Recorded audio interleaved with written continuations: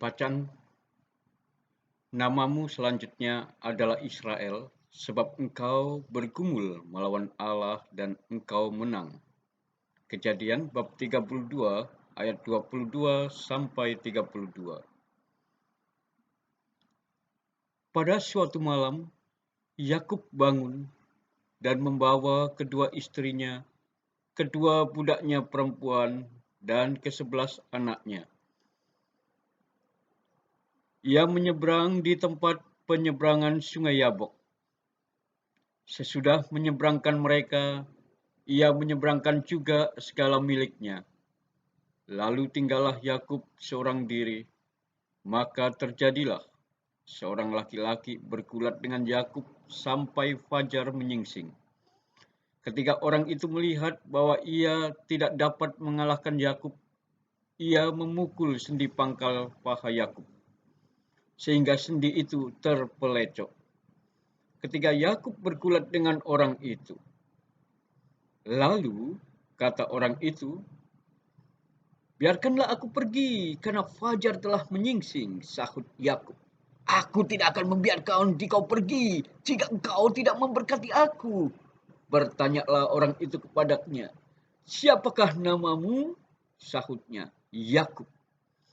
Lalu kata orang itu, "Namamu bukan lagi Yakub, melainkan Israel, sebab engkau telah bergumul melawan Allah dan melawan manusia, dan engkau menang."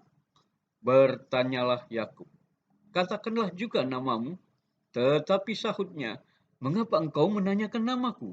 Lalu diberkatinyalah Yakub di situ. Yakub menamai tempat itu Peniel, sebab katanya, "Aku telah melihat Allah berhadapan muka, tetapi aku tetap hidup." Ketika meninggalkan Peniel, Yakub melihat matahari terbit. Yakub pincang karena terkilir sendi pangkal pahanya. Sampai sekarang orang Israel tidak memakan daging yang menutup sendi pangkal paha, karena sendi pangkal paha Yakub telah dipukul, yaitu pada otot pangkal pahanya.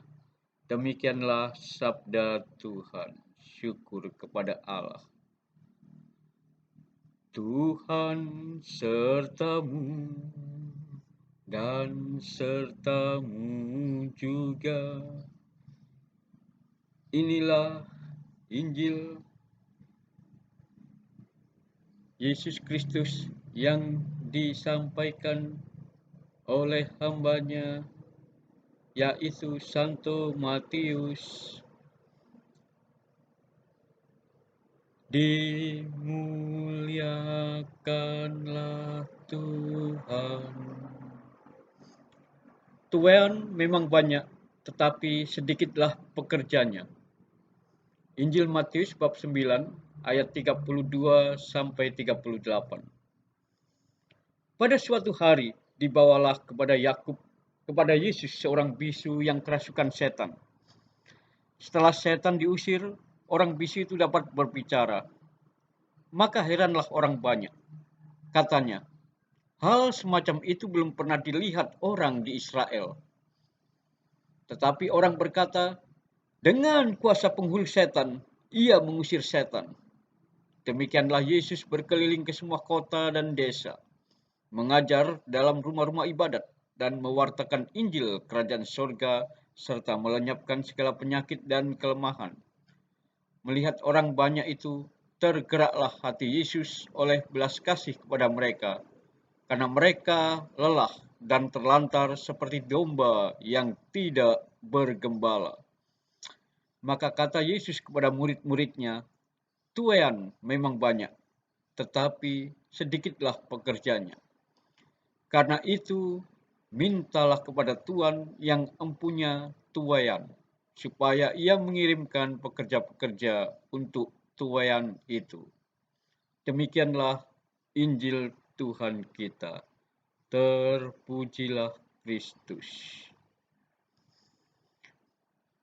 Ya, hari ini hari Selasa 6 Juli 2021. Dari kedua bacaan tersebut kita melihat Yesus amat jeli melihat kebutuhan manusia. Mereka lelah dan terlantar seperti domba yang tidak bergembala. Yesus mengajak kita untuk bertekun dalam doa, meminta tenaga pekerja.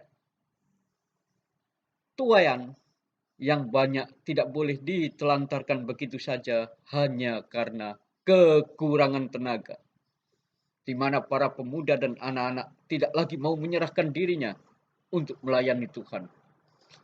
Allah yang empunya tuaian pasti akan mengirim pekerjanya.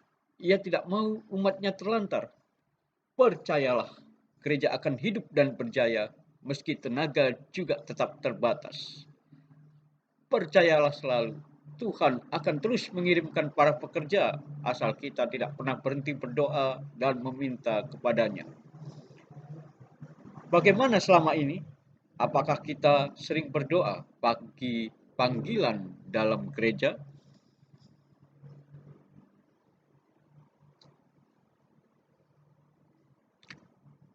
Tidak seorang pun dan tidak satu penyakit atau kelemahan pun dikecualikan oleh Yesus.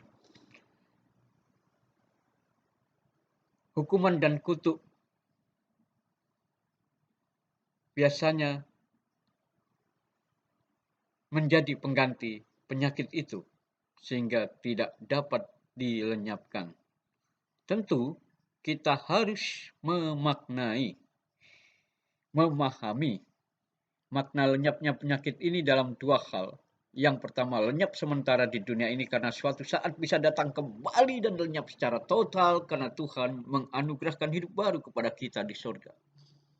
Selama kita masih hidup di dunia ini, kita bisa mengatasi berbagai kelemahan kita. Namun pada dasarnya, daging kita ini lemah dan rapuh. Baru nanti ketika daging kita ini lenyap, kembali menjadi debu dan tanah, kita akan terbebas sama sekali dari kelemahan. Pada saat itulah kita menerima anugerah hidup baru, di mana segala macam penyakit dan kelemahan tidak ada lagi. Sebagai sumber anugerah, tentu bukanlah hasil perjuangan kita sendiri, tetapi buah dari karya penebusan Yesus. Oleh karena itu, tanpa iman kepadanya, penyakit dan kelemahan tetap tinggal sebagai duka dan derita tanpa jalan keluar. Namun dalam iman kepada Tuhan, keduanya akan dilenyapkan dan diganti dengan anugerah hidup dan kebahagiaan kekal. Kita berdoa. Allah Bapa Maha Kudus, ajarilah kami mengenal namamu dan kuduskanlah kami kepada Yesus Putramu. Semoga Yesus menjadi lambang perjanjianmu dengan kami. Kami telah mendapat gembala yang akan membimbing kami ke tanah perjanjian, yaitu Yesus Mesias. Kami mohon perkenankanlah kami mematuhi sabdanya. Amin.